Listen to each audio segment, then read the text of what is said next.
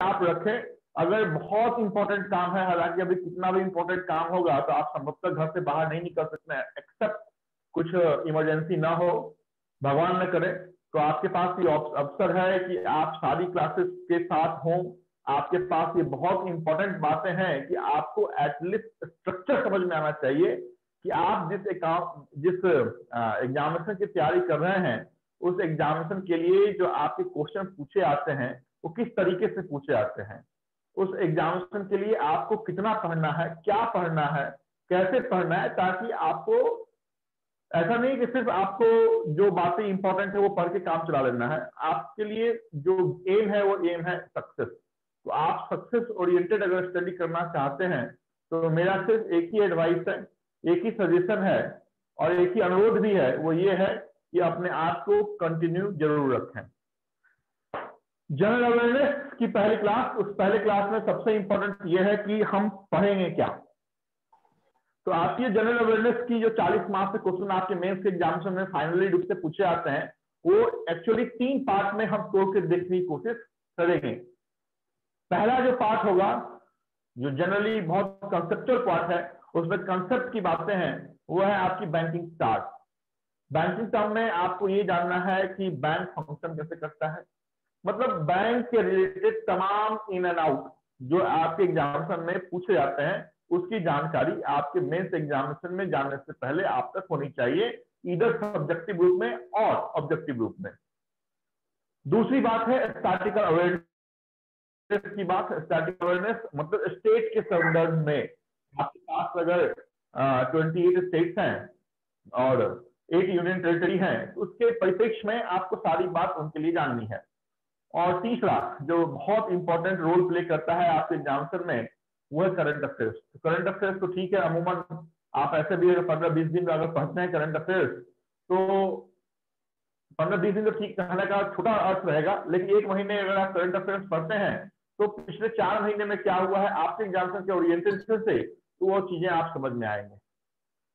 सबसे पहली बात, बैंकिंग टर्म्स की हम शुरुआत करेंगे आज। उस बैंकिंग टर्म्स में पहले पार्ट की शुरुआत करने से पहले हम बिल्कुल आपके सिलेबस को डिफाइन करेंगे, ये हमें पढ़ना है। उस सिलेबस को भी आप पेन डाउन करेंगे तो आपके पास एक स्ट्रक्चर फ्रेम आउट हो जाएगा कि ये चीजें आपको बैंकिंग एग्जामिनेशन के लिए बैंकिंग टर्म्स के नजरिए से पढ़ना, समझना और याद रखना है। तो पहले सिलेबस की बात हम करेंगे, सिलेबस के बाद हम पहले पार्ट की बात आपके साथ आज करेंगे। तो सिलेबस में अलग अलग पार्ट के आधार पे हमने सिलेबस को क्या कर दिया है, तो डिवाइड कर दिया है, आपके अकॉर्डिंग डिवाइड किया है, सो दैट आपको ये मालूम चले कि हम किस आधार से पढ़ने वाले हैं। फटाफट पेन कॉपी निकालिए और जैसे जैसे मैं सिलेबस लिखता हूं उस सिलेबस को आप लिख लीजिए। फर्स्ट पार्ट में हम रिजर्व बैंक ऑफ इंडिया के बारे में पढ़ेंगे। रिजर्व बैंक ऑफ इंडिया के बारे में क्या पढ़ेंगे, तो उसके एस्टैब्लिशमेंट से लेके उसके फंक्शन तक की बात पढ़ेंगे हम। उसके बाद स्टेट आपके रिजर्व बैंक ऑफ इंडिया की subsidiary of Reserve bank of India पढ़ेंगे, है ना, कि कितने सब्सिडियरी हैं, उसका एस्टैब्लिशमेंट कब हुआ, उसके हेडक्वार्टर कहाँ है, उसके चीफ कौन है, क्या काम करती है। उसके बाद प्रिंटिंग, जो भी करेंसी का प्रिंट होता है, चाहे वो बैंक नोट हो या फिर कॉइन्स हो, वो जो प्रिंटिंग ऑफ करेंसी है उसे हम देखने की कोशिश करेंगे कि ये करेंसी का प्रिंटिंग कहाँ होता है, देवास में कौन सा होता है, मैसूर में कौन सा है, साल्बोनी में कौन सा है। और अंत में हम इस आरबीआई में बैंक और दूसरा बैंक ना होते हुए भी बैंक की तरह फंक्शन करने वाले एनबीएफसी के बीच में एग्जामिनेशन पॉइंट ऑफ व्यू से डिफरेंस हम फाइंड आउट करने की कोशिश करेंगे कि बैंक और non banking finance, C stand for company, क्या है। तो this would be your first part, RBI. Second part में जब हम आएंगे तो हम आपके बैंकिंग सिस्टम की बात करेंगे, है ना, बैंकिंग सिस्टम की बात करेंगे। इस बैंकिंग सिस्टम में ऑल टाइप्स ऑफ बैंक,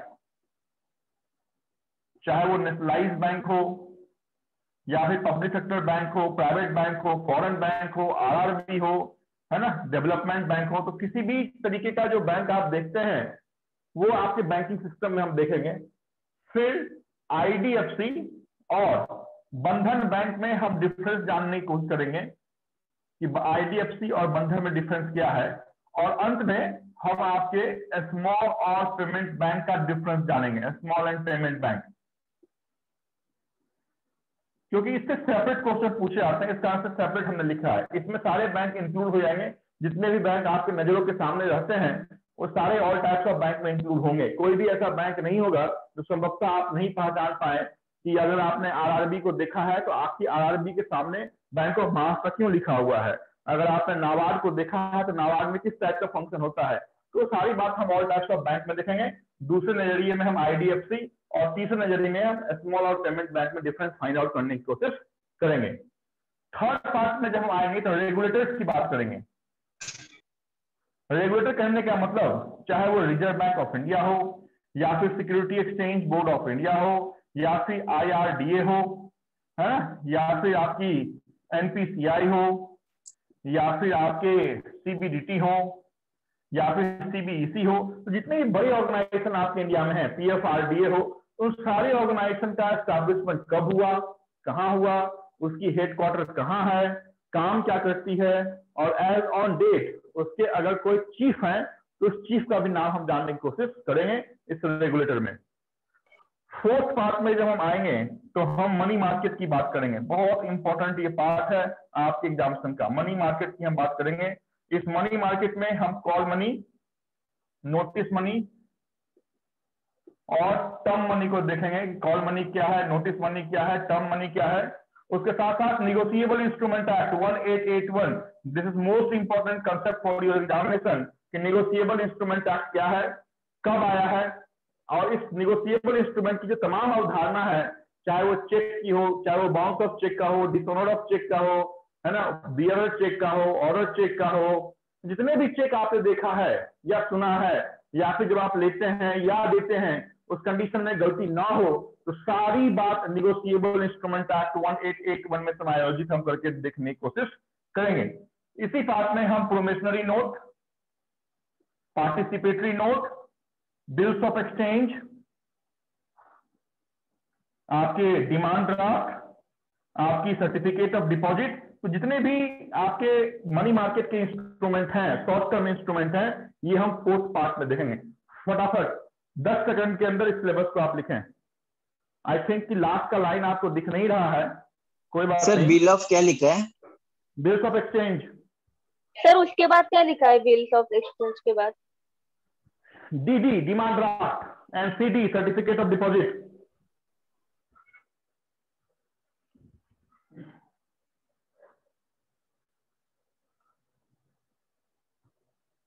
हटाओ। No sir. यस सर, हो गया। हो ये सिलेबस है फटाफट लिखने का। Done sir.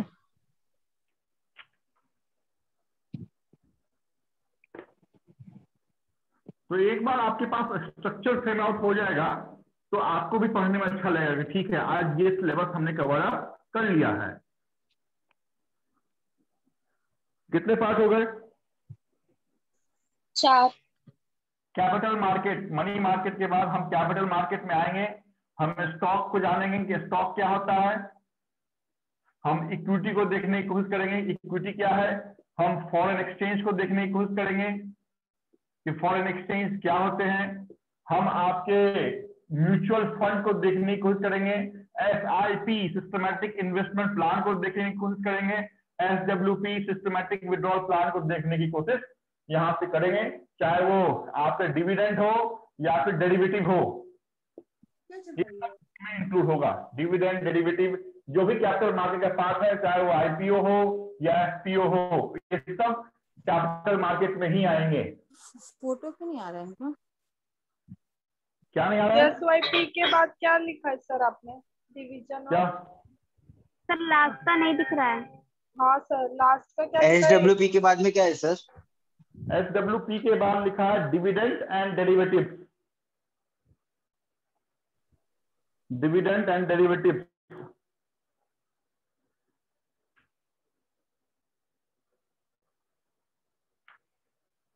चले, जब हम सिक्स पार्ट में आएंगे तो आपके फंड ट्रांसफर टूल्स को हम देखेंगे।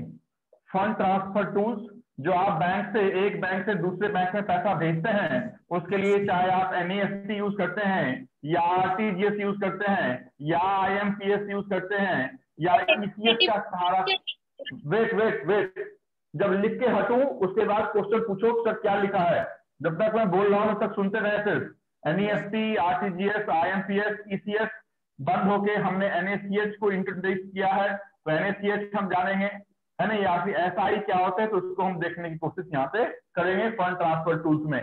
जब 7th पार्ट में हम आएंगे तो फिनेंशियल कोड को हम देखेंगे कि कौन कौन से कोड है वो हमारे एग्जामिनेशन के लिए इंपॉर्टेंट है, चाहे वो आईएफएससी कोड हो या एमआईसीआर कोड हो या सीबीबी कोड हो या फिर आपके स्विफ्ट कोड हो, society for world wide interbank financial telecommunication, या फिर यूटीआर कोड हो, या फिर आपके एक और कोड आता है याद नहीं आ रहा है, चलो इतनी ही कोड लिखो समझ में आएगा कि IFSC, MICR, CVV number, Swift code, UTR number, है ना, या फिर स्टैन नंबर, ये सब क्या होता है, ये हम फाइनेंशियल कोड के रूप में देखने की कोशिश करेंगे। जब हम 8वें पार्ट में आएंगे तो हम प्लास्टिक मनी को देखेंगे। प्लास्टिक मनी वो मनी कहलाता है जो बिना पैसा रखे हुए भी हम मार्केट में काम कर सकते हैं। तो चाहे वो एटीएम हो, चाहे वो क्रेडिट कार्ड हो, चाहे वो WLA व्हाइट लेबल एटीएम हो, BLA ब्राउन लेबल एटीएम हो, है ना, या फिर वो टाइप अलग अलग वीजा हो, मास्टर हो या रुपए हो, ये सब का ये सारी बातें हम देखने की कोशिश करेंगे कि वीजा का एस्टैब्लिशमेंट कहाँ हुआ, कैलिफोर्निया में किसका हेडक्वार्टर है, रुपए कार्ड किसने एनपीसीआई ने इंट्रोड्यूस किया है, एटीएम का फुल फॉर्म क्या होता है, प्लास्टिक मनी क्या होता है, ये लिखो। इसमें से जो नहीं समझ में आ रहा है मेरे से पूछो। सर एनईएफटी के बाद क्या लिखा है आपने? फंड। एनईएफटी के बाद हमने लिखा है आरटीजीएस। आरटीजीएस। हाँ, अभी पूछने का नहीं कि आरटीजीएस क्या होता है, ये बाद में हम बताएंगे,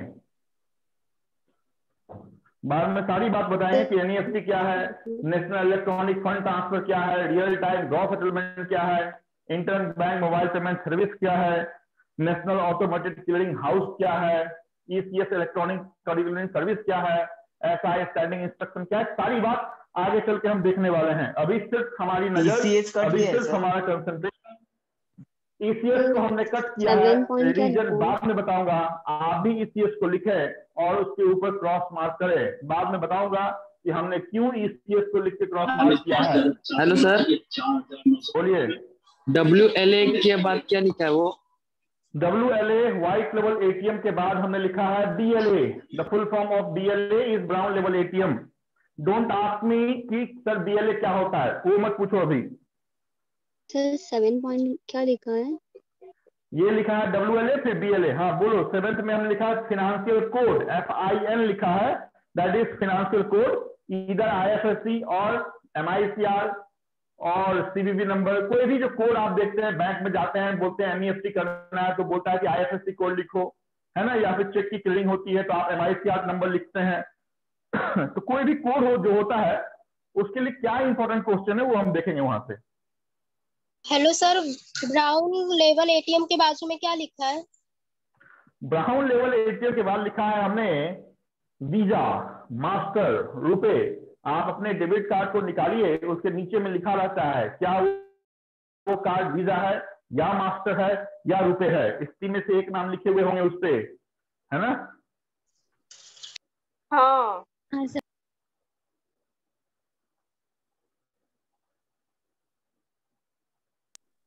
सर आपने ये कट क्यों किया है? मैडम क्यों कट किया है, ये क्यों कट किया है, डोंट वरी, सब बताऊंगा क्यों कट किया है। इसका एडवाइस लिखा है आप लोगों को कि आप लोग भी लिखें और कट करें। अभी मुझसे ज्यादा नहीं पूछने का सर कट क्यों किया, क्या है ये, कुछ मत पूछो, सब पता चल जाएगा आपको।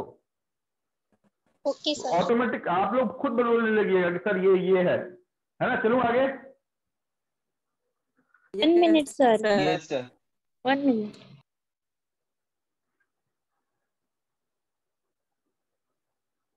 हेलो सर, स्टॉक के साइट में क्या लिखा है? नंबर बताओ, नंबर। इक्विटी। इक्विटी लिखा है, इक्विटी। Okay sir. इक्विटी जिसको आप शेयर कहते हैं ना, share come equity, that is equity. जिसको आप कहते हैं स्टॉक एक्सचेंज, चाहे वो बॉम्बे स्टॉक एक्सचेंज BSE हो, या नेशनल स्टॉक एक्सचेंज NSE हो, या सेंसेक्स हो, या निफ्टी हो, निफ्टी 50 हो, डॉलर सर UTR के जस्ट बगल में क्या लिखा है वो नहीं समझ में आ रहा सर, मेरी आवाज ही नहीं जा रही थी, अभी गई है। UTR के बगल में हमने लिखा है SAN, SAN number, short account number full form है, but please pen down only SAN, SAN number. Okay sir, पहली बार सुना। अभी बहुत चीज पहली बार सुनोगी, सिर्फ लिखते रहो। Okay sir.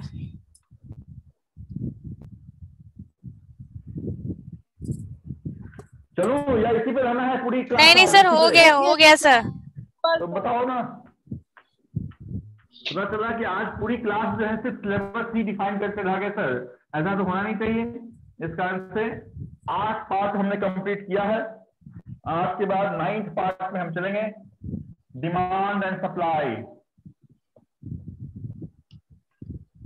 Demand and supply में जो चीजें हम देखेंगे, चाहे वो इन्फ्लेशन हो, सिर्फ उतनी ही बात हम हर एक पार्ट में, हर एक खंड में देखेंगे जितने आपके एग्जामिनेशन के लिए इंपॉर्टेंट है।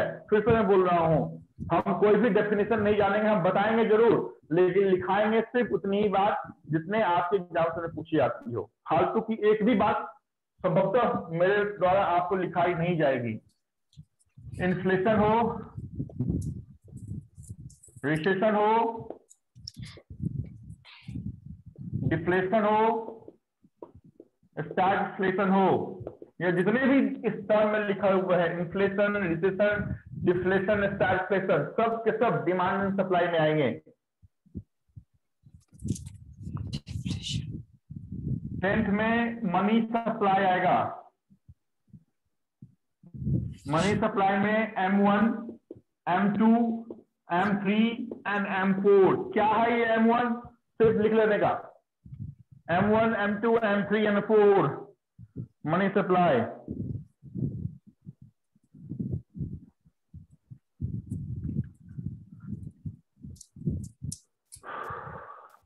इलेवेंथ पार्ट में जब हम आएंगे तो हम अकाउंट्स की बात करेंगे, चाहे वो आपकी सेविंग अकाउंट हो, या करेंट अकाउंट हो, या FD अकाउंट हो, या RD अकाउंट हो, या PPS अकाउंट हो, या सुकन्या समृद्धि अकाउंट हो, या फिर NRE अकाउंट हो, या फिर डॉर्मेंट अकाउंट हो, या फिर HUF अकाउंट हो, या फिर आपके कोई भी अदर अकाउंट हो। बहुत सारे अकाउंट हैं, हम सारे अकाउंट की बात देखेंगे, सिर्फ क्या इंपॉर्टेंट है उतनी ही बात हम देखेंगे अकाउंट में।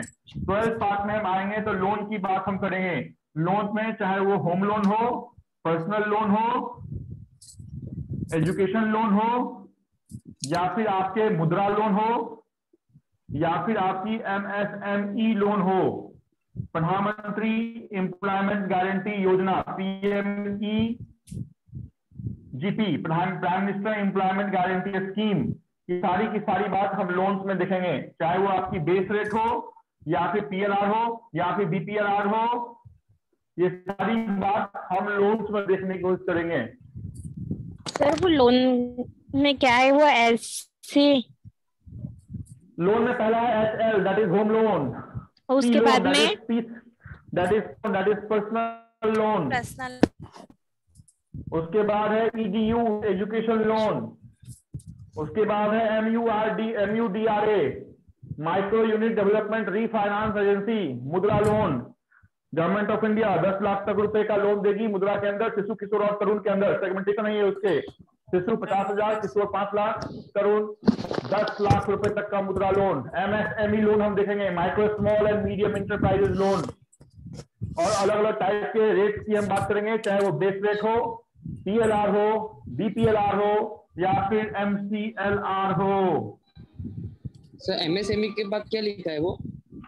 MSME के बाद हमने लिखा है PMEGP, prime minister employment guarantee programme, PMEGP। उसके बाद बेस रेट, ये है बेस रेट। उसके बाद PLR, BPLR, MCLR। PLR prime lending rate, BPLR benchmark prime lending rate, MCLR marginal cost lending rate. Sir वो मुद्रा के बाद क्या है? मुद्रा के बाद है MSME, micro small medium enterprises. MSME होते हैं, बताऊंगा। सर अकाउंट में DOR के बाद क्या है? गवर्नमेंट 6 महीने से ऊपर अकाउंट यूज नहीं करते हैं इनऑपरेटिव अकाउंट। एंड अगर आप लगातार 2 years तक अकाउंट को यूज नहीं करते हैं तो after 2 years your account become dormant account, so you need to submit your fresh KYC document to bank, then your account will become operative, that is called dormant account. उसके बाद में लिखा है HUF, हिंदू अनडिवाइडेड फैमिली। बताऊंगा HUF account क्या है और करता क्या होता है। डिफ्लेशन के बाद क्या है? एच क्या और के बाद HUF देखो असल में क्या था कि मैं कुछ दिनों तक चाइना में था, तो मेरी जो राइटिंग हो गई वो चाइनीज वाली हो गई है ना, इस कारण से इतनी कंफ्यूजन है। हाँ बोलो। डिफ्लेशन के बाद क्या है? डिफ्लेशन के बाद हमने लिखा है स्टैगफ्लेशन, STAGFLATION, स्टैगफ्लेशन। MSME के बाद में सर लोन वाला MSME के आगे वाला बताइए ना, क्या लिखा है आपने? MSME के आगे MSME के बाद हमने लिखा है PMEGP, prime minister employment guarantee programme. उसके बाद हमने लिखा है बेस रेट, उसके बाद लिखा है PLR, उसके बाद DPLR, उसके बाद MCLR। सर डॉर के बाद डोर मत लिखो आप लोग, डोरमेंट लिखो, DORMANT, डोरमेंट लिखो आप लोग। उसके बाद बाद में कहोगे सर डोर अकाउंट तो पढ़ाया नहीं आपने, मैं कंफ्यूज हो जाऊंगा। डोर के बाद हमने डोरमेंट अकाउंट के बाद लिखा है HUF, Hindu undivided family.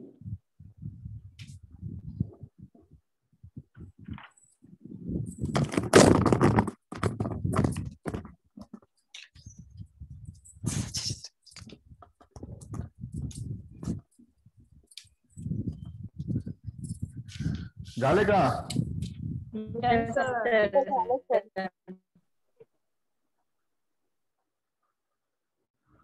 Answer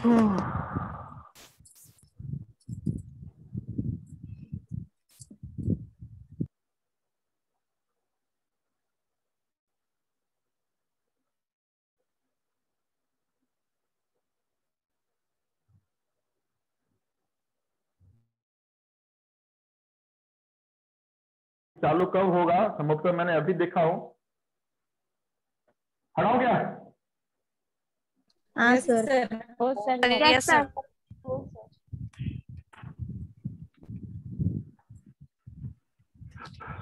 आज लग नहीं रहा है कि आप लोग मुझे पढ़ाने दोगे, लेकिन पढ़ाऊंगा मैं पक्का, छोड़ूंगा नहीं आज।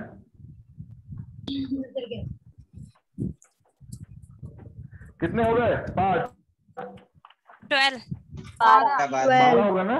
जी सर। 13 loan security. बैंक बिना किसी सिक्योरिटी के आपको लोन देती नहीं है। और उस जी टर्म सर। में हम जानेंगे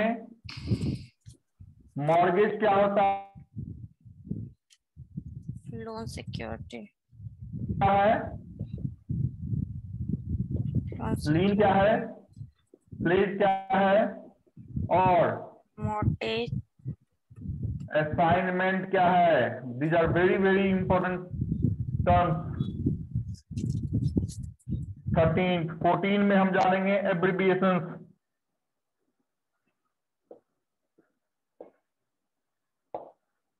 उसके बाद हम जानेंगे 15 में नॉर्म्स और एक्ट, चाहे वो KYC एक्ट हो, चाहे वो PMLA एक्ट हो, चाहे वो आपकी फिनेंशियल इंक्लूजन हो, या फिर बेसल नॉर्म्स हो, या फिर आपकी बैंकिंग अम्बुड्समेंट हो, या फिर RTI एक्ट हो। उसके बाद डिजिटल रेगुलेटर को हम जानेंगे। Digital regulator is NPCI। जितने भी डिजिटल काम आप देखते हैं, चाहे वो CTS हो, DBPS हो, रुपे कार्ड हो, भीम पे हो, IMPS हो, ये सब NPCI ही करती है।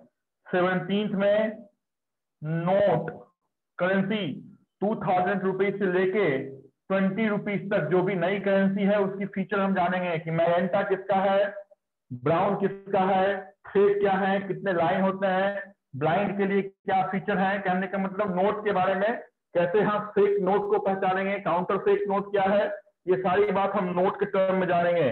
फिर हम टैगलाइन की बात करेंगे। इतनी बात अमूमन हम आपके साथ करने वाले हैं। तो 18 पार्ट हमने बनाए हैं, 20 पार्ट में हम आपके चैप्टर को खत्म करेंगे। लिखें, जो नहीं समझ में आ रहा है वो पूछें। असाइनमेंट 14 के आगे कि वो 13 का ही है? हाँ, असाइनमेंट जो पॉइंट दिया है आपने वो लोन सिक्योरिटी का है?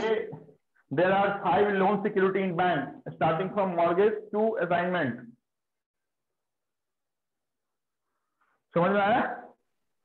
सर वो FI के बाद क्या है? 15 FI that is called financial inclusion। उसके बाद है बेसल नॉर्म्स, बेसल नॉर्म्स। उसके बाद है BO बैंकिंग अम्बोर्समेंट। उसके बाद है RTI एक्ट, सूचना पाने का अधिकार। Done sir. नोट में 2000 रुपीज टू 20 और आखिरी में टैगलाइन। 2 मिनट का विराम, 2 मिनट में आपके साथ जुड़ता हूं।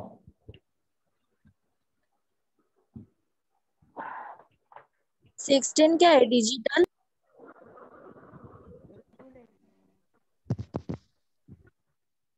रेगुलेशन, रेगुलेटर 3 में क्या लिखा है?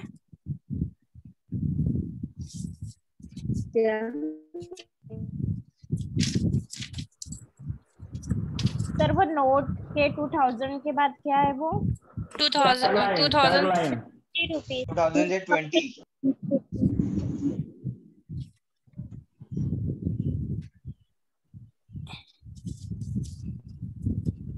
लोन सिक्योरिटी का 4th नंबर का कौन सा है? PLEDG pledge.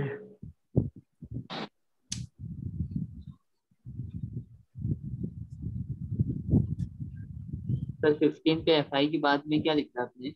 FI के बाद हमने लिखा Basel norms, Basel norms, BASEL, Basel. उसके बाद हमने लिखा है बैंकिंग अम्बोर्समेंट। सर 18 में 18 only please pen down. Tagline of bank है ना। SBI का टैगलाइन क्या है? The banker to every Indian, bank of Baroda का इंडिया इंटरनेशनल बैंक है ना। रिलेशनशिप बियॉन्ड बैंकिंग किसका है? One family one bank, Mahabank किसका है? आफ्टर मर्जर क्या है? तो सारी बात हम टैगलाइन में करेंगे। ICICI बैंक का हम है ना या ख्याल आपका है? HDFC बैंक का क्या है? उसी तर्ज पे आपका बैंक आपके द्वार is the tagline of post office. सारी बात हम करेंगे। फटाफट लिखो। Done sir. Yes sir.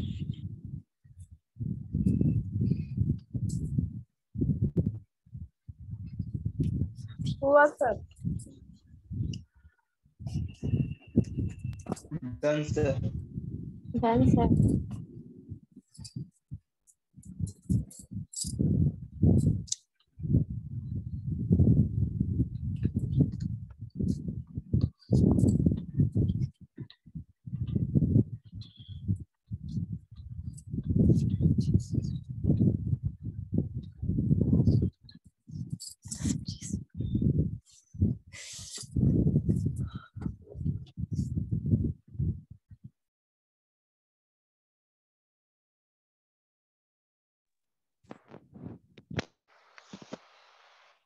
आवाज आ रही है?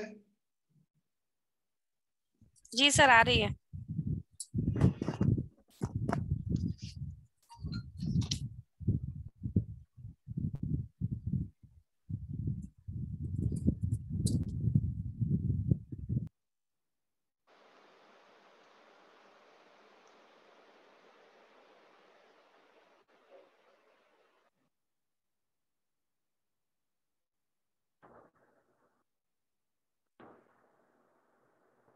आवाज आ रही है?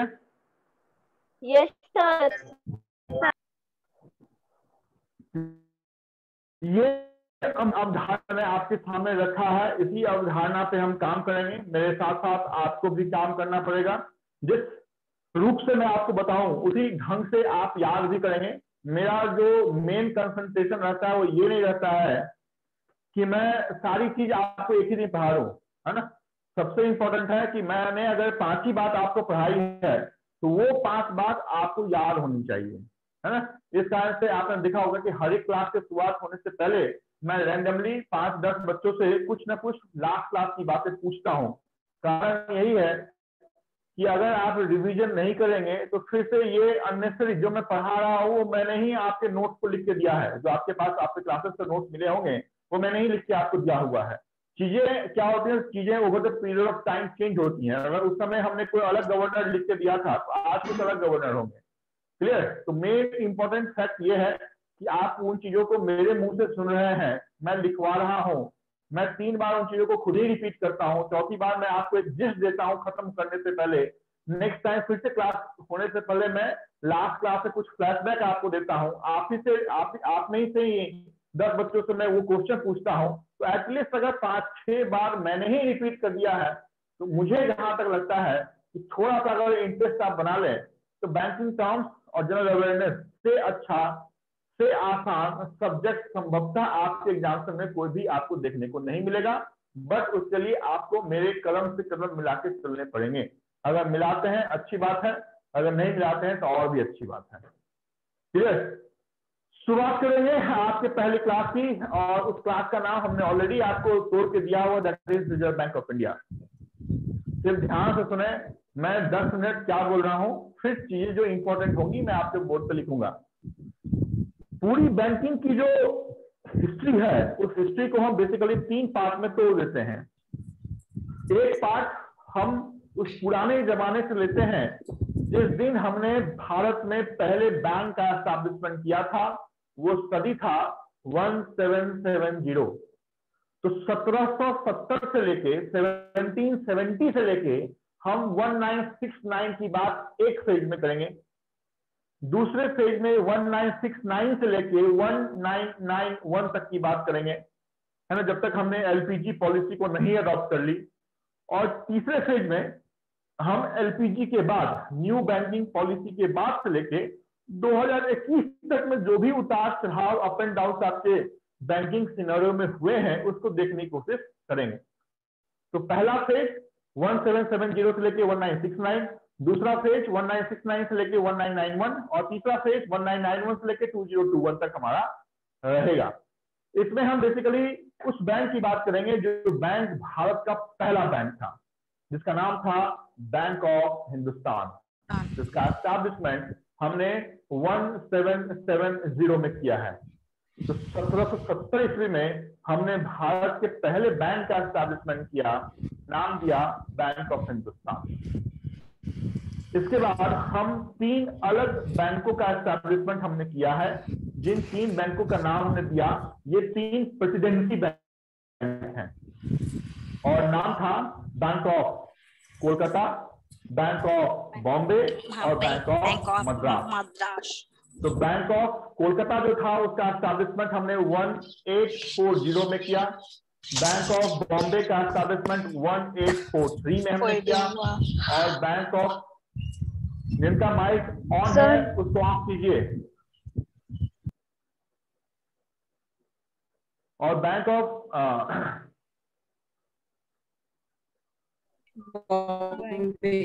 कोलकाता का एस्टैब्लिशमेंट सबसे पहले हमने किया था 1806 में किया था। बीच में आवाज आने लगता है ना, कंसंट्रेशन टूट जाता है।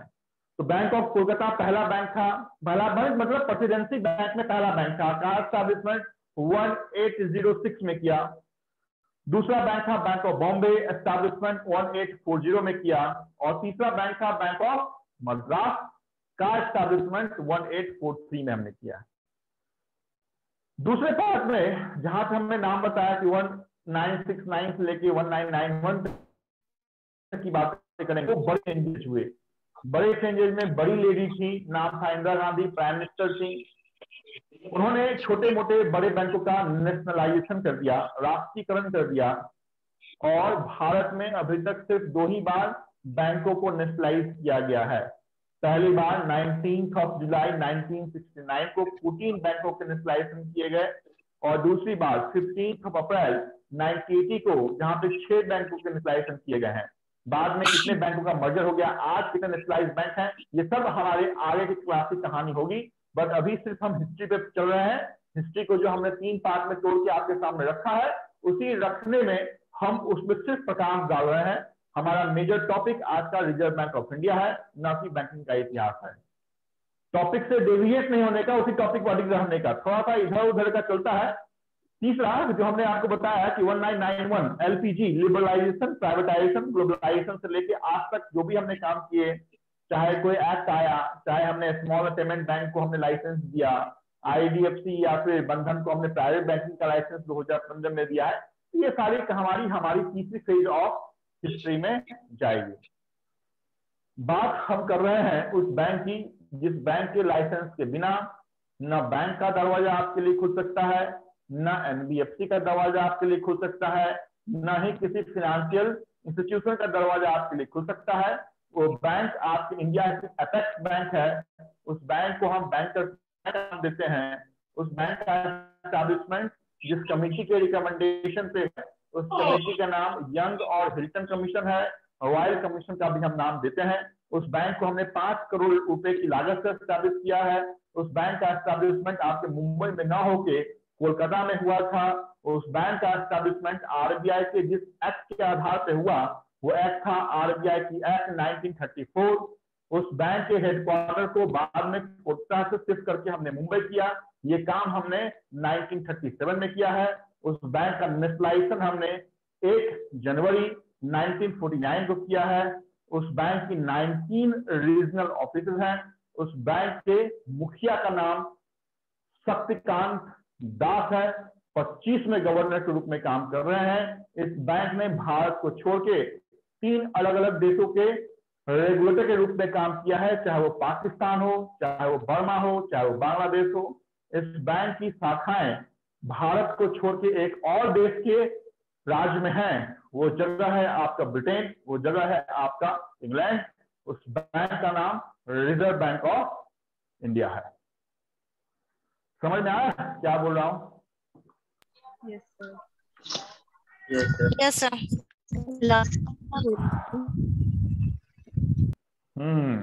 क्या बोला मैंने?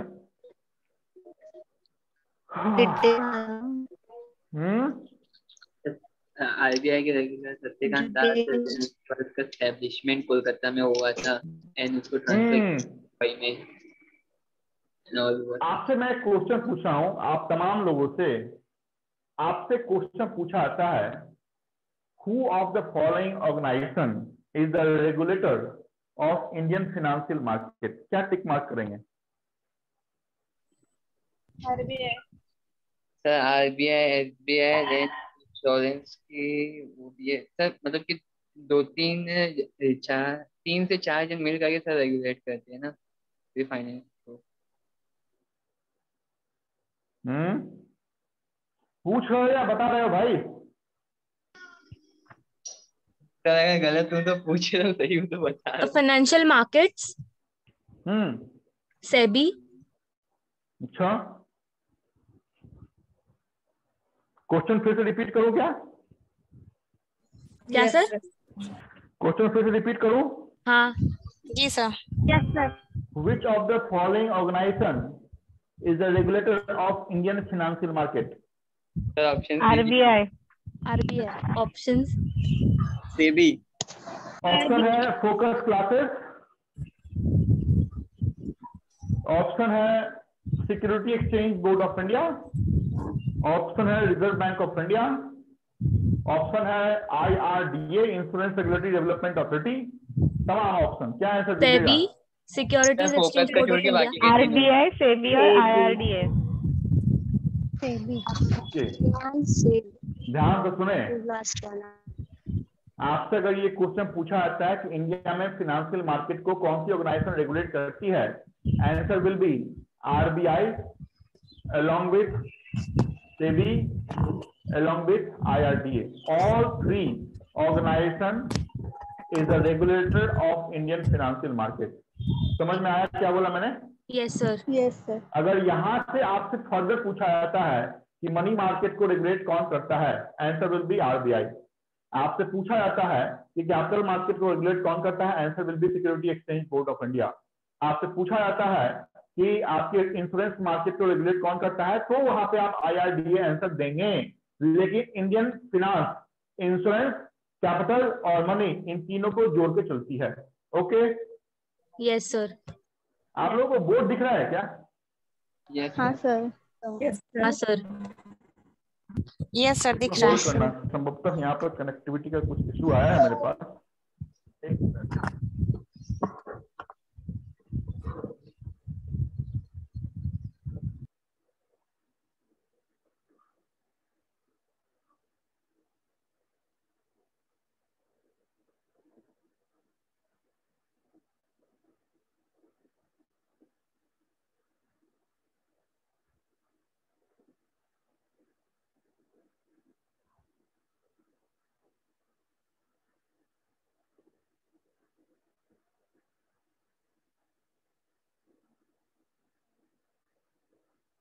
आवाज आ रही है मेरी?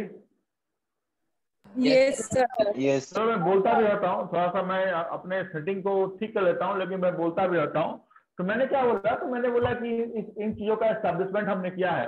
अभी आप फर्दर जानो कि ये जो आरबीआई है, इसकी जो फिनेंशियल ईयर है, इसकी शुरुआत 1 जुलाई को होती है। जनरली कोई भी बैंक आप देखिएगा तो आपको ये मालूम चलेगा कि इन बैंकों का जो फिनेंशियल ईयर है वो 1 अप्रैल से होता है।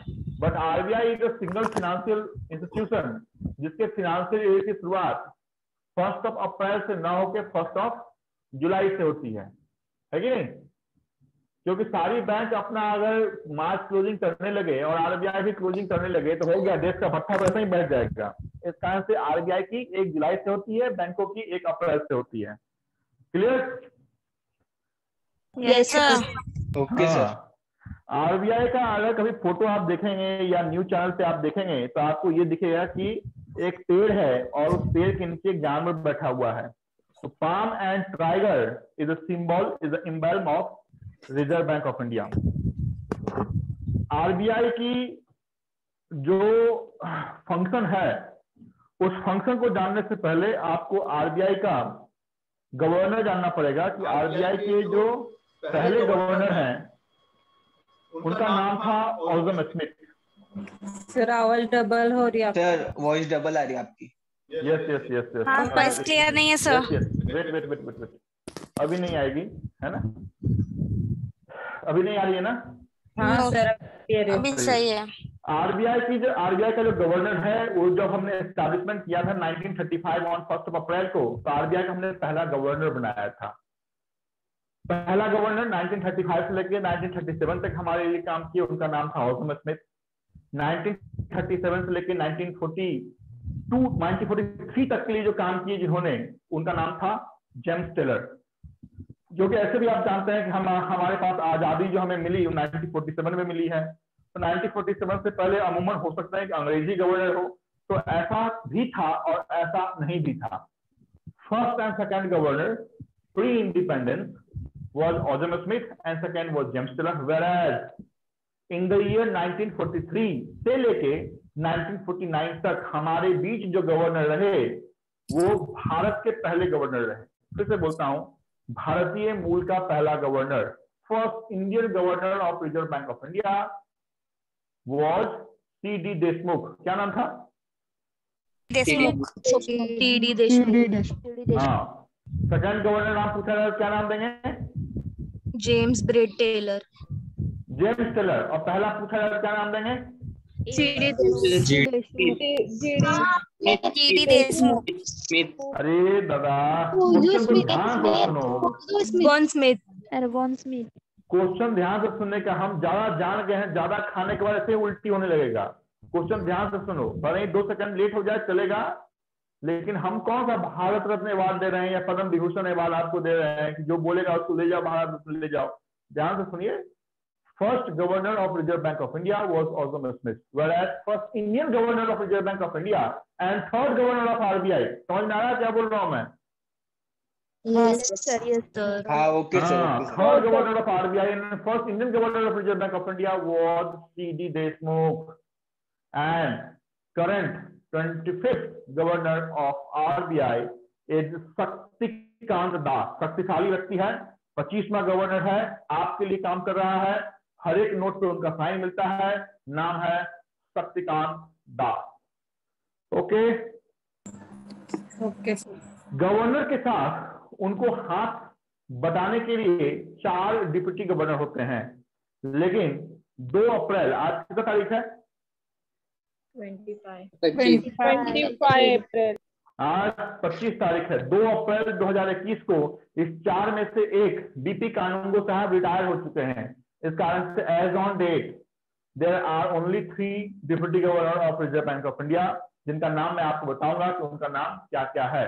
महेश कुमार जैन है या एम राजेश्वर राव है, उनका नाम मैं आपको बोर्ड पे बताऊंगा। ये जो गवर्नर या डिप्टी गवर्नर होते हैं, इनका जो टेन्योर है, जैसे प्रेसिडेंट आपके इंडिया में चुना जाता है या प्राइम मिनिस्टर आपके इंडिया में चुने जाते हैं, कितने साल के लिए रहते हैं? 5 इयर्स है ये?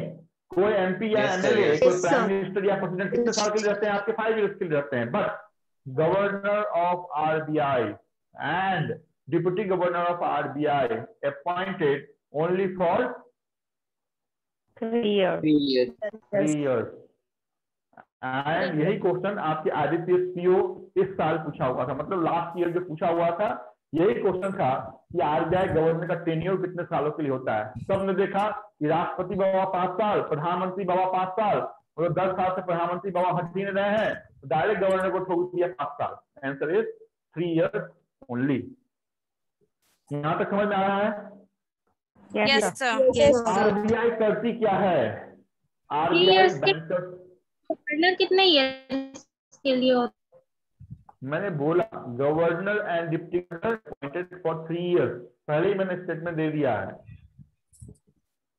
Okay okay sir.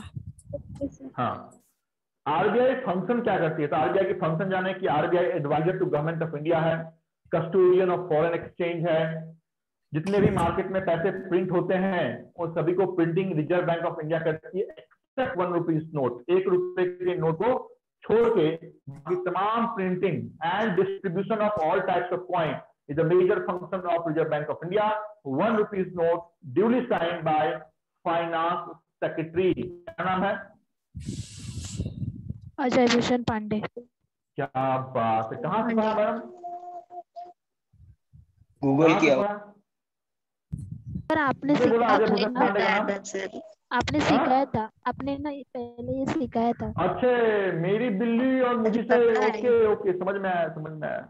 वही तो मुझे लगा इतनी बड़ी बात मुंबई वाले जान जाएं, तो मेरे लिए बहुत गर्व की बात थी, लेकिन फिर पता चला कि मेरे सर आपने ही सीखा है। ठीक है, वेरी गुड। आपने अगर याद रखा है इसको लंबे समय तक तो अच्छी निशानी है ये।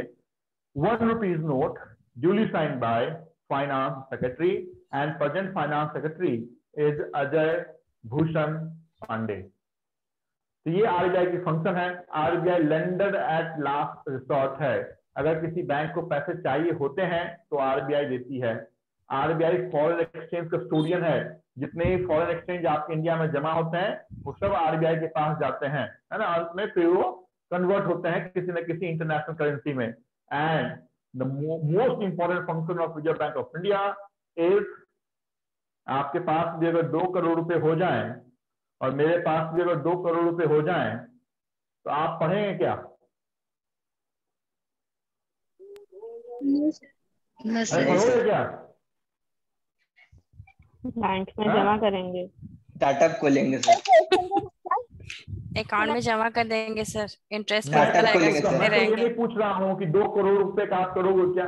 अपने मन से इतने ख्याली फुलाव बनाने लगते हैं ना। मेरा सीधा सा क्वेश्चन था कि आप पढ़ोगे क्या। तो कोई पैसा जमा कर रहा है, कोई एफडी कर रहा है, कोई म्यूचुअल फंड कर रहा है, कोई पीपीएफ अकाउंट में जमा पढ़ेंगे सर, पढ़ेंगे सर, पढ़ेंगे। बाद में काम आएगा ना। 2 करोड़ कितना तक चलेगा, पता नहीं, खत्म हो गया, कहीं लॉस हो गया तो। हाँ, ये बात तो है कि फिनेंशियल नॉलेज होनी चाहिए कि सर आखिर 2 करोड़ को कैसे बचा के चलो। चलिए देखेंगे कि 2 करोड़ रुपए आते हैं कि नहीं। तो ये जो पैसे की जो लिक्विडिटी गैप है, ये गैप मेंटेन होनी चाहिए। और इस गैप को मेंटेन करने के लिए आरबीआई काम करती है। ना आपके पास पैसे ज्यादा हो, ना मेरे पास पैसे ज्यादा हो, ना उस ऑटो वाले के पास पैसे ज्यादा हो, ना उस ट्रक वाले के पास पैसे ज्यादा हो। अगर ऐसा हो जाएगा तो मार्केट चलेगा ही नहीं। That is called monetary policy. और इसी पॉलिसी के अंदर आपके बैंक रेट, आपके रेपो रेट, आपके रिवर्स रेपो रेट, आपके सीआरआर और आपके एसएलआर जैसे इंपॉर्टेंट टूल्स आते हैं। इसकी परसेंटेज क्या है, इतनी बात हम आपके आज के पार्ट में जानेंगे। शुरुआत रिजर्व बैंक ऑफ इंडिया के से भी पहले हिस्ट्री से हम करते हैं। हिस्ट्री ऑफ बैंक, फटाफट लिखो। हिस्ट्री ऑफ बैंक को कितने पार्ट में हम तोड़ेंगे? तीन पार्ट में हम तोड़ेंगे। दिख रहा है ना?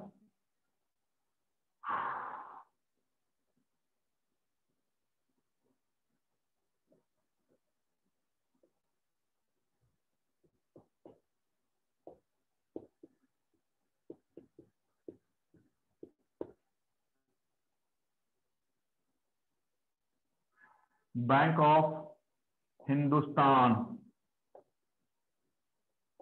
कब एस्टेब्लिशमेंट किया? 1770। उसके बाद बैंक ऑफ कोलकाता, अभी कोलकाता नाम हो गया है।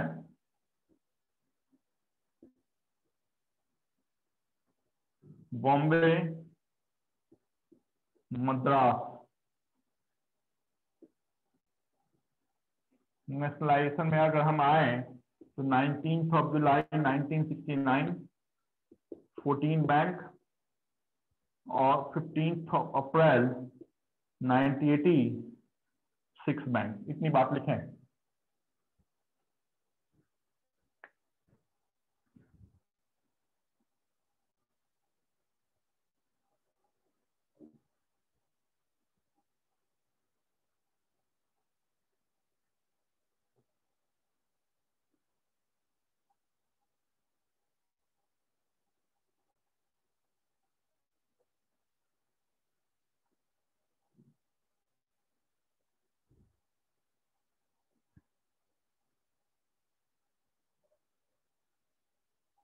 हो गया सर। बोलो। सर ये ब्रैकेट में क्या लिखा है उस सर्कल करके? 14B क्या है? 1840। Number of bank 14 banks.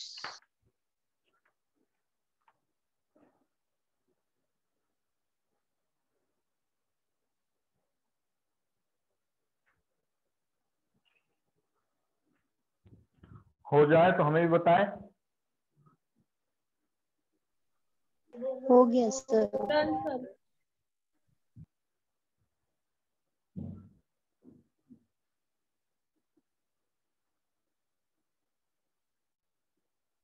हो गया सर।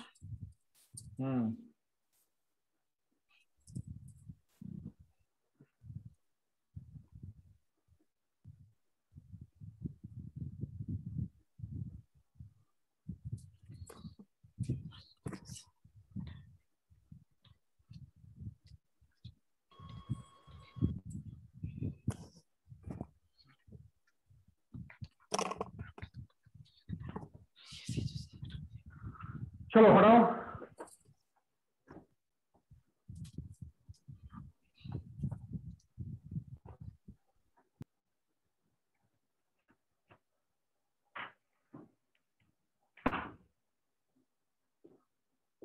इंडियन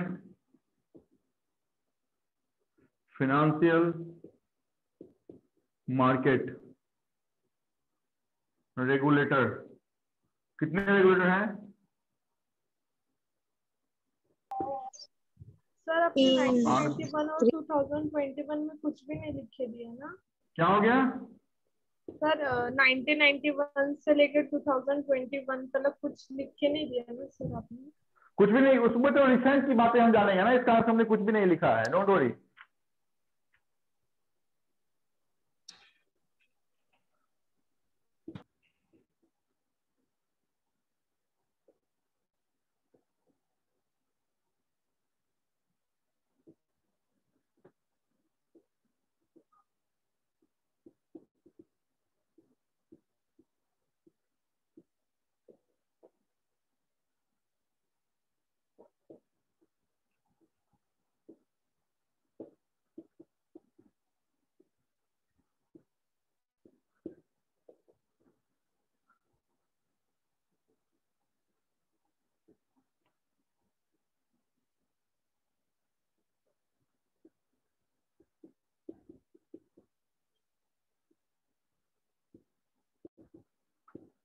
लिखा है हमने इंडियन फाइनेंशियल मार्केट रेगुलेटर.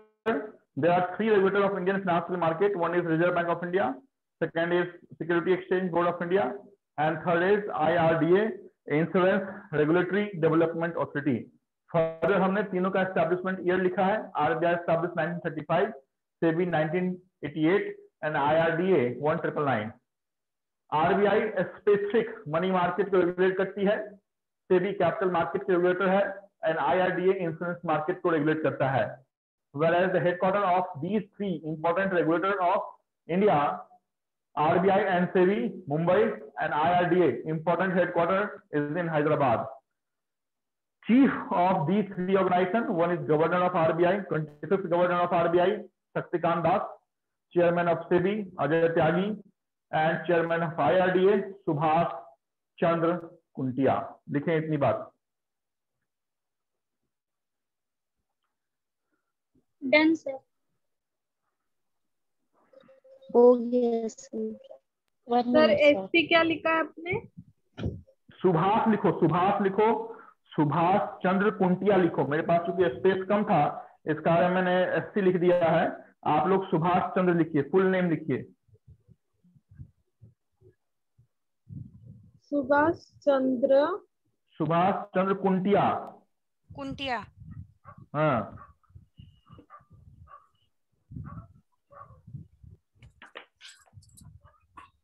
और अजय के chief of Ajay Tyagi. Sir ये लोग क्या थे चीफ ना? एक गवर्नर लिखो, बाकी के दो चेयरमैन लिखो. गवर्नर आरबीआई के हैं, बाकी के दोनों chairman of SEBI and IRDA हैं.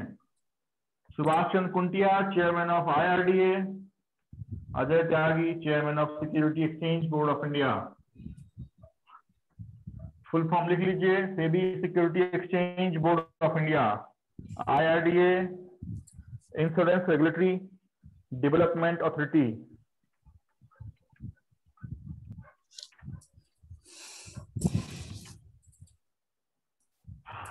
चलो आगे.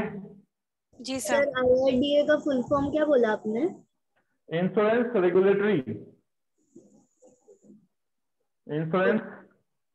Regulatory development authority.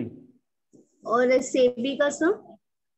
Security exchange board of India. Okay, thank you sir. चलो आगे. Yes sir. क्या लिखेंगे? पहली बात apex bank of India. Apex bank of India फटाफट लिखिएगा. Apex bank of India known as bankers bank. बैंकों की बैंक है, इस तरह से बैंकर्स बैंक के नाम से हम जानते हैं. Apex bank of India known as bankers bank. Established committee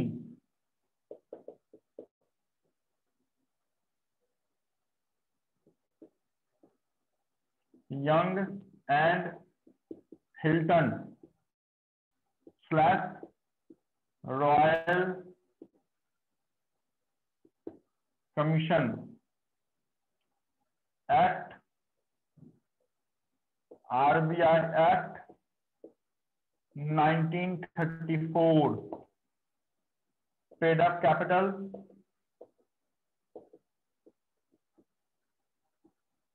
rupees 5 crore. Established at Kolkata on 1st of April 1935. HQ shifted 1937.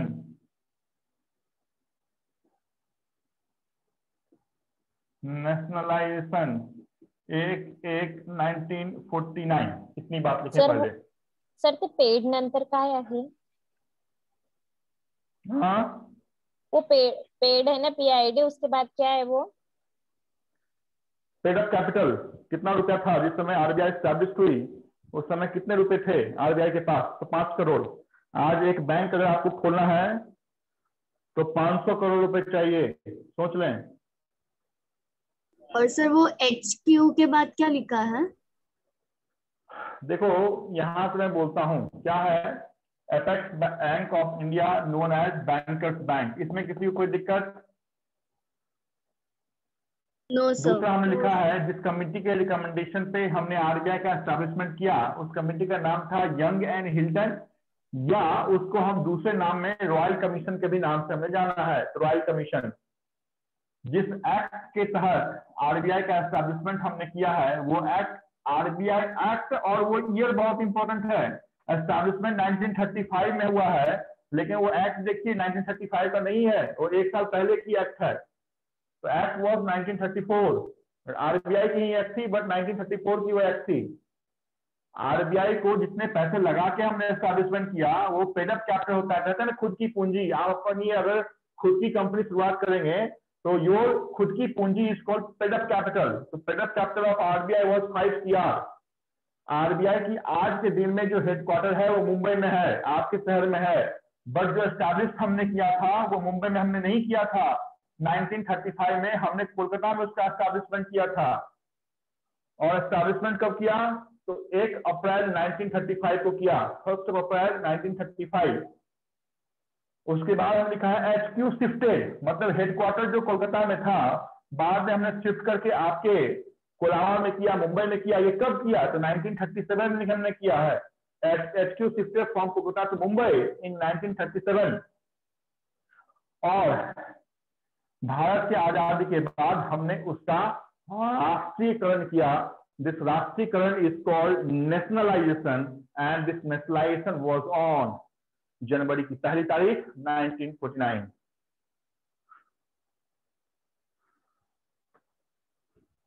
Sir headquarter shift Mumbai में किया ना? हाँ जी हाँ जी, आप ही के शहर में है। जाने का CST पहले पैदल जाने का 22 मंजिला इमारत है, 22वें मंजिल पे शक्तिकांत दास बैठेंगे, देख के आने का।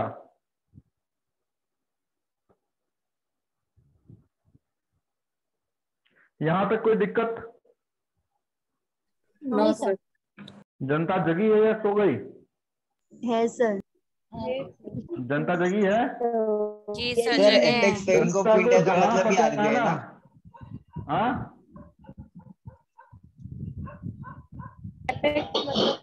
संतोष Gupta 1 rupees currency signed by Ajay Bhushan. क्या लिखा है? भूषण पांडे ना? अरे क्यों मेरे से आगे चलते हो यार? सर मैं पूछ रहा था। हाँ देखो, अगर हमारे से भी आगे चलोगे तो एक तो मैं ही जो हूँ वो दुरंतो एक्सप्रेस हूँ, उसे हमारे से भी आगे चलोगे अगर,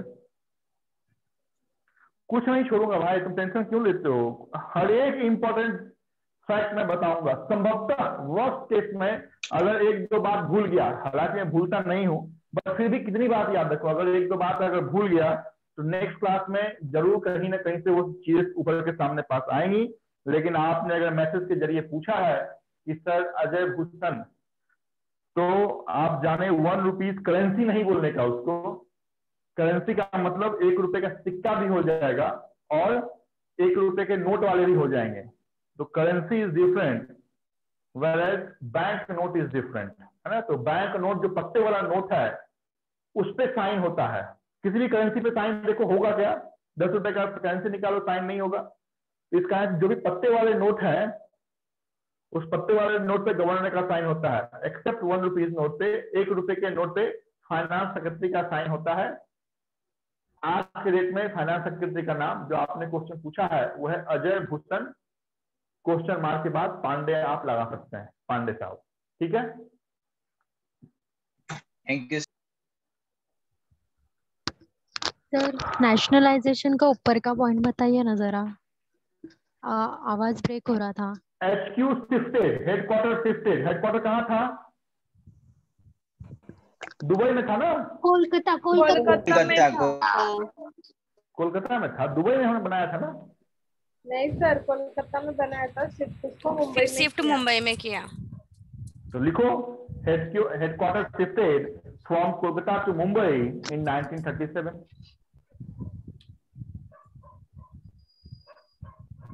और किसी को कुछ छूट गया हो तो पूछने का मेरे से।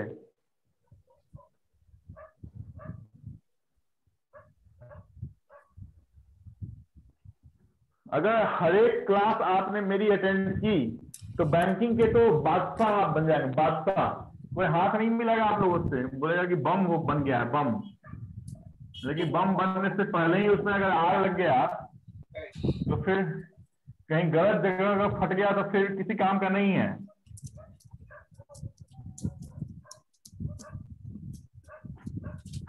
समझ में आ रहा है मेरे बैंक के हाँ सर। ऑफिसर्स? यस सर, समझ में आया। बैंक के हमारे यंग ऑफिसर्स। चलो कहाँ चलेंगे? तो हम चलेंगे सिंबल पे। सिंबल क्या है? पाम का ट्री है, PALM, एंड जानवर है टाइगर। फाइनेंशियल ईयर बड़ा बड़ा लिखता हूं, दिक्कत ही नहीं होगा आपको। फाइनेंशियल ईयर 1 दिसंबर ना? 1 जुलाई। जुलाई से। ओके, जनता जगी हुई है इसका मतलब। फाइनेंशियल ईयर 1 जुलाई। उसके बाद हेडक्वार्टर आज के दिन में कहाँ पे है? मुंबई। मुंबई। मुंबई।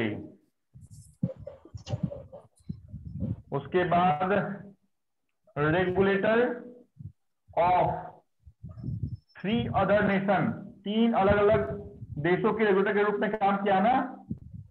हाँ। बुर्मा, पाकिस्तान, बर्मा, पाकिस्तान हमारे साथ था। देखिए पाकिस्तान 1947 तक हमारे साथ था, इसका अर्थ पाकिस्तान तो होगा ही। बर्मा 90। अच्छा, बर्मा का नया नाम क्या है भाई? म्यांमार। क्या बात। और म्यांमार की राजधानी कहाँ है?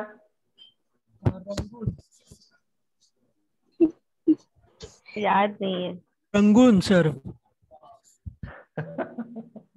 हाँ?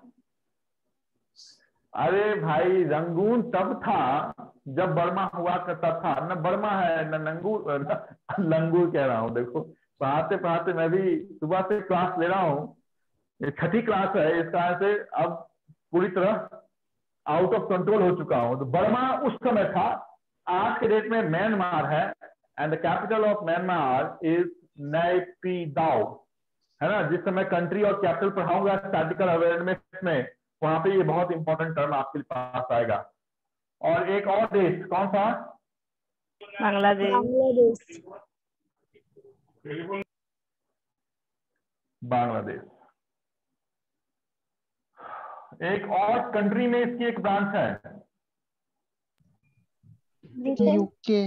Britain. England, that is Britain. ठीक है। और तो ठीक, इतनी बात लिखिए, फिर हम चलेंगे गवर्नर पे। इतनी बात लिखो। सर सिंबल क्या लिखा आपने? पान मोर, palm and tiger. Tiger tiger tiger. और रेगुलेट है क्या सर? Regulate of 3 other country. Regulator, जैसे अभी आपके इंडिया के मनी मार्केट को रेगुलेट कर रही है ना, तो उस समय चूंकि पाकिस्तान भी हमारे साथ था, बर्मा भी हमारे साथ था, बांग्लादेश भी हमारे साथ था, तो तीनों के मनी मार्केट के रेगुलेटर के रूप में उसने काम किया है। Regulator of 3 other country. Money market आप नहीं भी लिखेंगे तो भी चलेगा, तो जैसे ही RBI आएगा तो मनी मार्केट ही मार्केट होता है, ये समझ में आपको आएगा।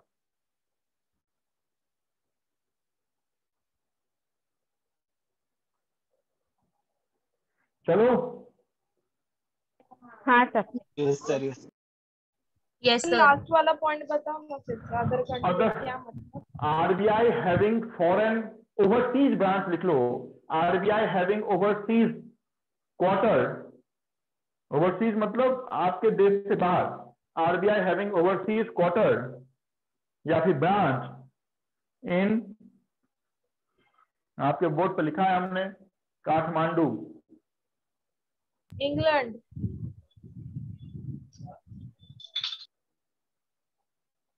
तो इंग्लैंड कहाँ, काठमांडू में ही है ना? नहीं सर। अच्छा, काठमांडू में किसका हेडक्वार्टर है? कोई अगर बता दिया सही सही तो लोहा मानूंगा भाई मैं। एक बहुत बड़ी ऑर्गेनाइजेशन है जिसका हेडक्वार्टर काठमांडू में है। जिसने भी सही बताया वह आज से मेरे नौरत्नों में से एक शामिल होगा। बताओ, गूगल नहीं करने का? सर एक गेस है, सार्क। एक्सलेंट। अगर इस सार्क का तुमने फुल फॉर्म बता दिया तो ही नौरत्न में शामिल करूंगा। अभी ये पक्का गूगल कर रहा है। नहीं sir. That is South Asian Cooperation, that is in Nepal, Kathmandu. फिर भी आपने अगर सार्क का नाम लिया है तो बहुत बड़ी बात है। Very good, excellent. लिखा overseas branches is in England, England में उसकी ओवरसीज ब्रांचेज हैं।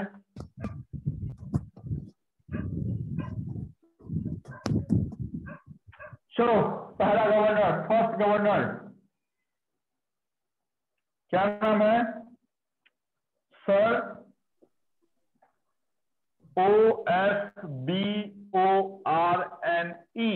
Sir Osborne Smith, first governor. Second governor क्या नाम है? James Taylor. थर्ड गवर्नर क्या नाम है? डीडी देशमुख। डीडी देशमुख। यहीं पे हम लिखेंगे first Indian governor of RBI, और यहां पे लिखेंगे 25th प्रेजेंट। क्या नाम है? शक्तिकांत दास। शक्तिकांत है, जरा विशेष शक्ति वाला है। ऐसा कि नहीं कि अभी देखिए 2019 में क्वेश्चन आया था आईबीपीएस क्लर्क में, governor of Reserve bank of India 2020 में आया था, कुछ तो भी आया था रिसेंट में, शक्तिकांत दास पहला ही ऑप्शन था। एकदम बिल्कुल धड़ल्ले से शक्तिकांत दास ठोक दिया लोगों ने।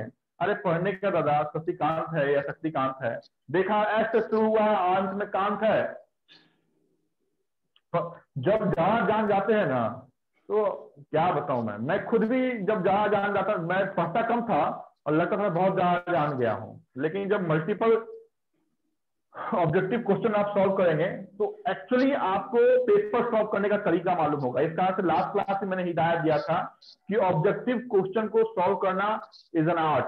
उस आर्ट को आपको डेवलप करना पड़ेगा।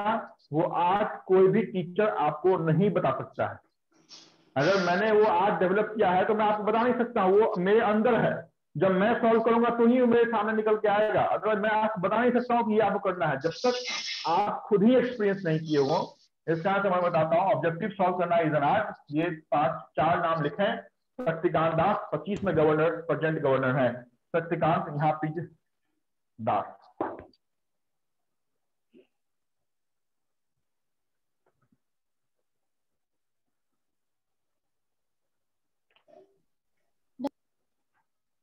No sir. बोलिए क्या हुआ? अरे काय झाला सांगा? हो गया सर। नहीं सर, रुको थोड़ा।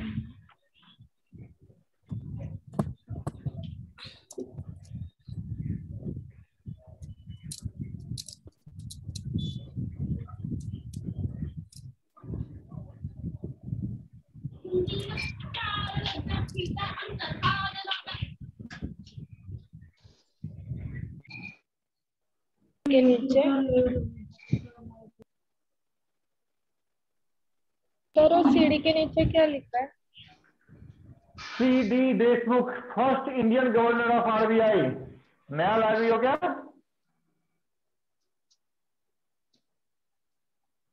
फर्स्ट इंडियन गवर्नर का मतलब समझ में आ रहा है क्या लिखा है? भारत के पहले गवर्नर थे। भारतीय पहले गवर्नर, भारत के नहीं, भारतीय पहले गवर्नर। हटाओ। Done sir.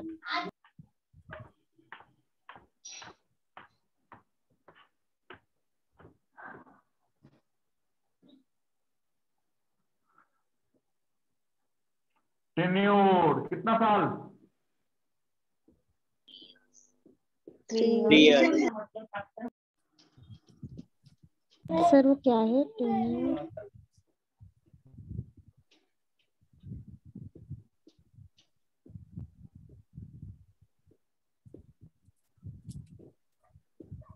कितने साल से लग रहा है? अंतर बना के रखिए। हमने 2 years कहाँ लिखा है और 3 years कहाँ लिखा है। ऐसा नहीं कि 2 years याद हो जाए। और स्पष्ट लिखा है the tenure of governor and deputy governor. यहाँ पे आप लिख लीजिए tenure of governor and deputy governor is for 3 years which can be extended for more 2 years। अगर जरूरत पड़ी गवर्नमेंट ऑफ इंडिया को तो 2 साल, मतलब मिनिमम मैक्सिमम 2 साल के लिए वो क्या कर सकते हैं, तो उस टेन्योर को बढ़ा सकते हैं। मतलब 3 ईयर का रहता है, वो चाहे तो 2 साल के लिए बढ़ा सकते हैं। करेक्ट।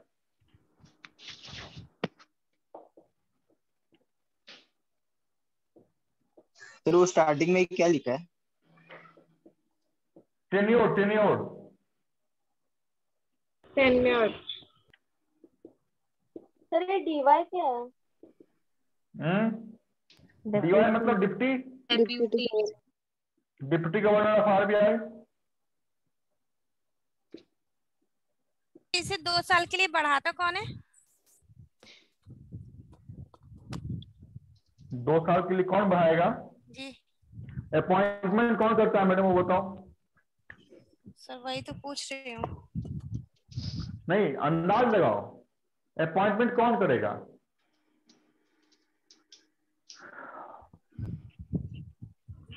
PM। जिसने क्वेश्चन पूछा है मेरे से बताइए कि अपॉइंटमेंट कौन करता है? Chairman of UPSC, election commission के चीफ, CBDT के चीफ, RBI के चीफ, किसी भी ऑर्गेनाइजेशन का चीफ का अपॉइंटमेंट कौन करता है? उसका तो इलेक्शन होता नहीं है।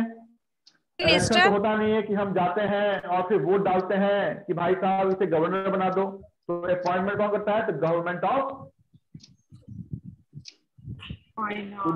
फाइनेंस। गवर्नमेंट ऑफ इंडिया करती है। तो जो अपॉइंटमेंट करेगा उसी के पास राइट है कि उसके टेन्योर को बढ़ा या घटा सकता है। गवर्नमेंट ऑफ इंडिया अपॉइंट करती है तो गवर्नमेंट ऑफ इंडिया ही बढ़ा या घटा सकती है। Clear? Okay sir, clear. Sir वो डीवाई का लॉन्ग फॉर्म क्या है? Deputy governor. डिप्टी कहते हैं डिप्टी कलेक्टर। NPSC दोगे तो क्या बनोगे? डिप्टी कलेक्टर बनोगे ना? Yes sir. तो यहाँ पे डिप्टी गवर्नर, गवर्नर बड़ा भाई, उसके नीचे उसके 3 होते 4 छोटे भाई। देखिए यहाँ पर मैंने क्या लिखा है, मैंने लिखा है 4 डिप्टी गवर्नर और उसके नीचे स्पष्ट लिखा है प्रेजेंट में 3 ही हैं, MK Jain, Mahesh Kumar Jain, MD Patra and MR Rao. बस सिर्फ 3 लिखना है। चौथा जब आएगा तो आपको मैं अपडेट कर दूंगा। As on 25th of April 2021, there are only 3 deputy governor of RBI out of 4। होते 4 हैं 3, तीनों का नाम आपके बोर्ड पे लिखा हुआ है।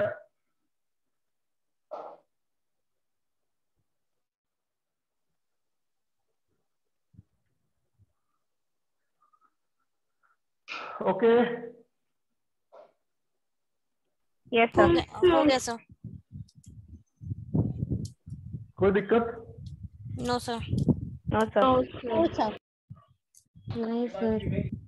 सर क्या बोला हमने? तो 2 मिनट में सुने। हमने आपको क्या बताया है? हमने आपको बताया बैंकिंग के आपके इस हिस्ट्री को हमने 3 पार्ट में तोड़ा है, 1770 से लेके 1969। जैसे जैसे मैं बोल रहा हूँ वैसे वैसे अपने नोटबुक को देखिए, मेरे को सुने मत, है ना। 1770 से लेके 1969, 1969 से लेके 1991 और 1991 से लेके आज तक 2021 तक की बातें हमने आपके बैंकिंग के इतिहास को 3 पार्ट में तोड़ के देखा है। पहले पार्ट में हमने 1770 में बैंक ऑफ हिंदुस्तान का एस्टैब्लिशमेंट किया, 1806 में हमने आपके किसका तो कोलकाता का एस्टैब्लिशमेंट किया, 1840 में बॉम्बे का एस्टैब्लिशमेंट किया और मद्रास 1843 में हमने किया है। हमने दूसरे फेज ऑफ हिस्ट्री में हमने 19th of July 1969 में 14 बैंकों को नेशनलाइज किया, whereas 15th of April 1980 में हमने 6 बैंकों को नेशनलाइजेशन किया है। इतिहास यहीं पे हमने समाप्त किया। फिर आपको इंडियन फाइनेंशियल मार्केट के रेगुलेटर पे हम लेके आए और 3 कंबाइंड रेगुलेटर का नाम मैंने आपको बताया है, RBI plus SEBI plus IRDA, reserve bank of India, security exchange board of India and insurance regulatory development authority. इन तीनों में शुरुआत के जो 2 हैं उनका हेडक्वार्टर आपके शहर में है और एक जो बच गए उनका हेडक्वार्टर मेरे बाजू हैदराबाद में है।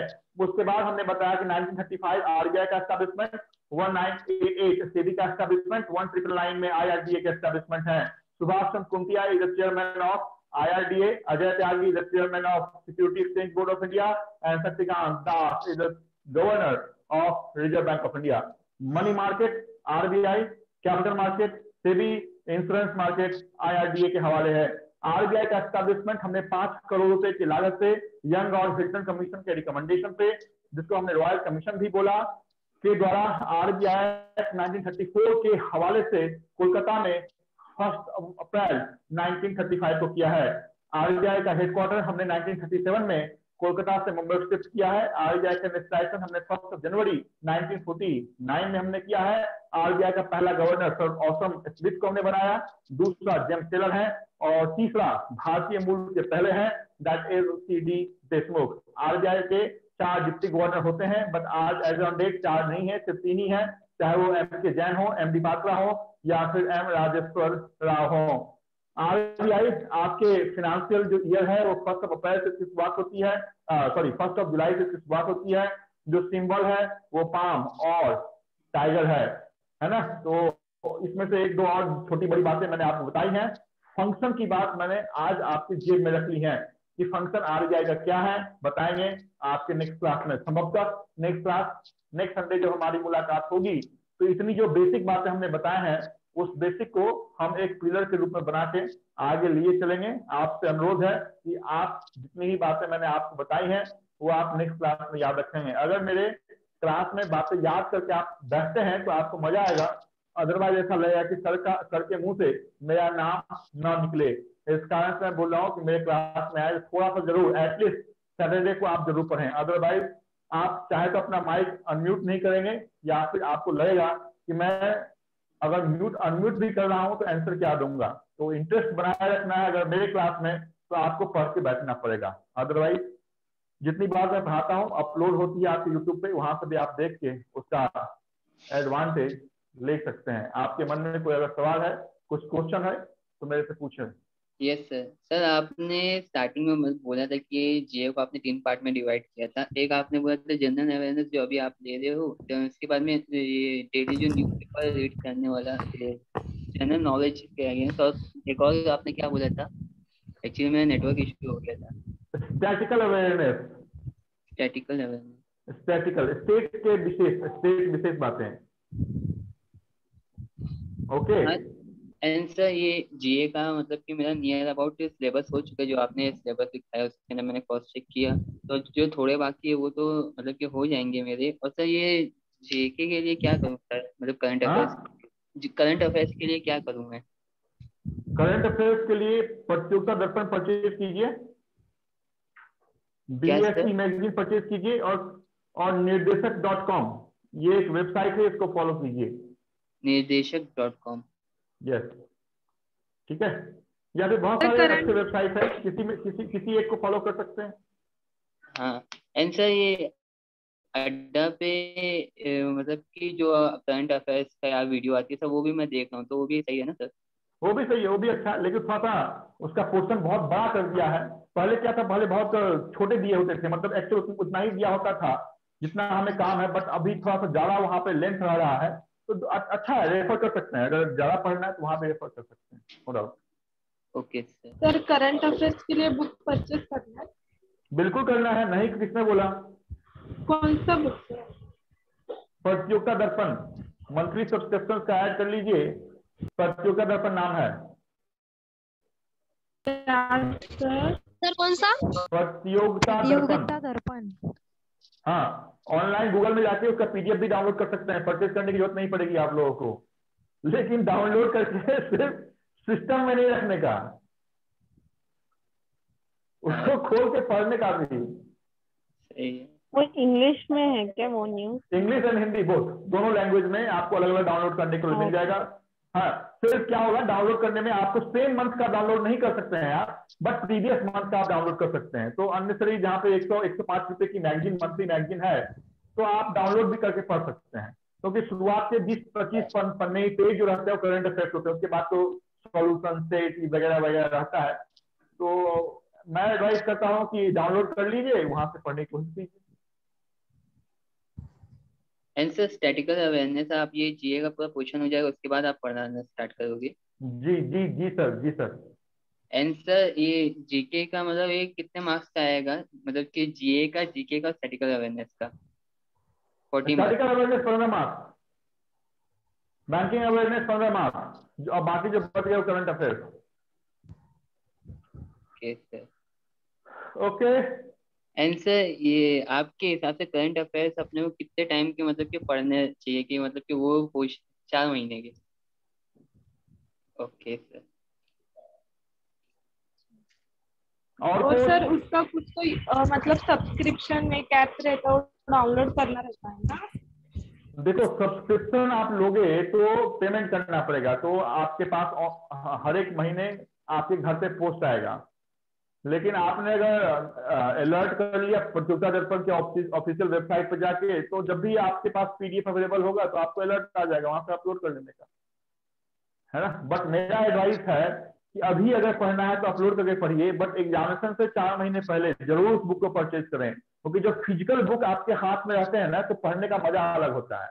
ऑनलाइन तो बथेरे हैं, बहुत सारी चीजें ऑनलाइन है, तो ऑनलाइन में पढ़ने में इंटरेस्ट नहीं आता है, बट शुरुआत आप ऑनलाइन से कर सकते हैं।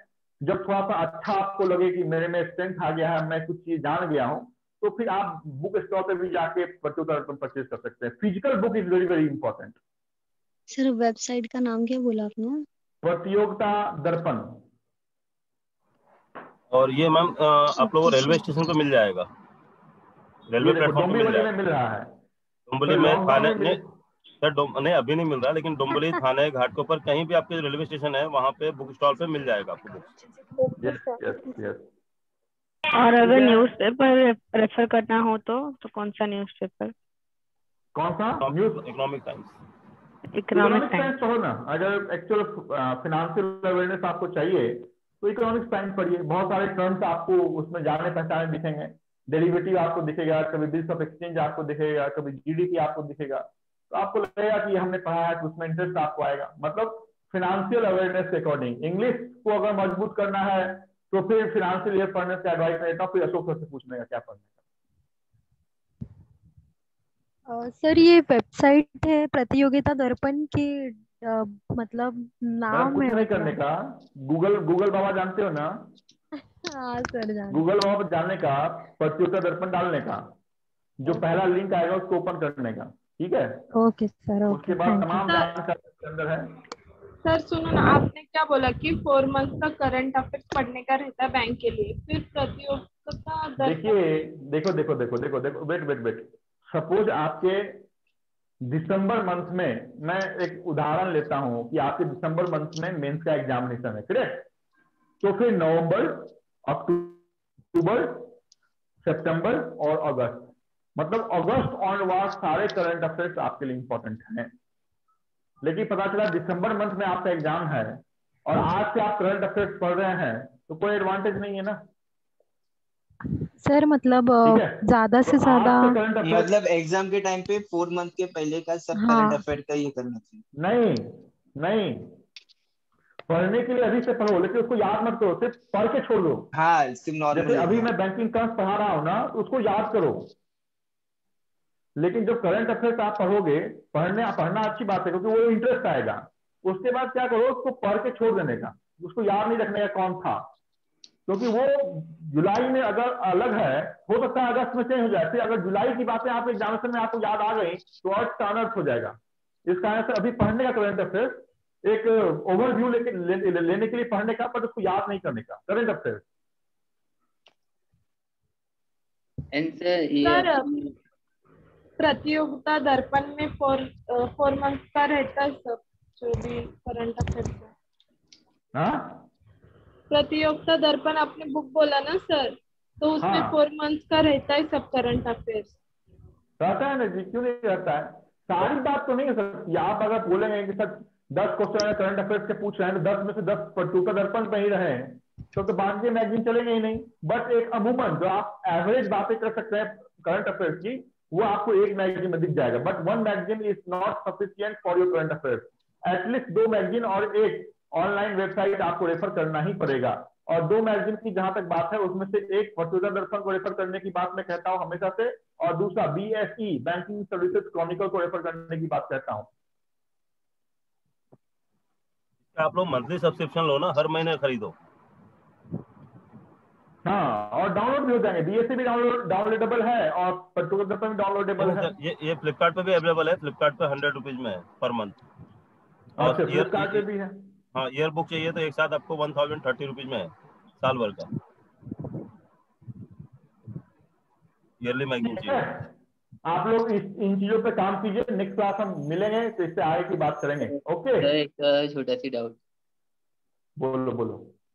सर ये अपना SBI क्लर्क का जो एग्जाम है, मतलब इसका एस्टिमेशन है कि जुलाई एंड, तो सर उसकी मेरे को अभी फिलहाल जीके के ऊपर कैसे ध्यान देना चाहिए? हाँ, वही के एग्जाम के लिए सर अभी मेरे को जीके के ऊपर कैसे ध्यान देना चाहिए? मतलब कि डेली न्यूज़पेपर रीडिंग एंड उसके नोट्स बना लो ऐसा? कुछ भी मत बढ़ाओ, सिर्फ स्टैटिकल अवेयरनेस पढ़ो। कब ज्वाइन किया क्लास वो बताओ। सर मेरे को 6 मंथ हो गए। 6 महीने हो गए? हाँ सर। अरे अक्टूबर में ज्वाइन किया था। अच्छा, स्टैटिकल अवेयरनेस पढ़िए आप, बाकी कुछ मत कीजिए।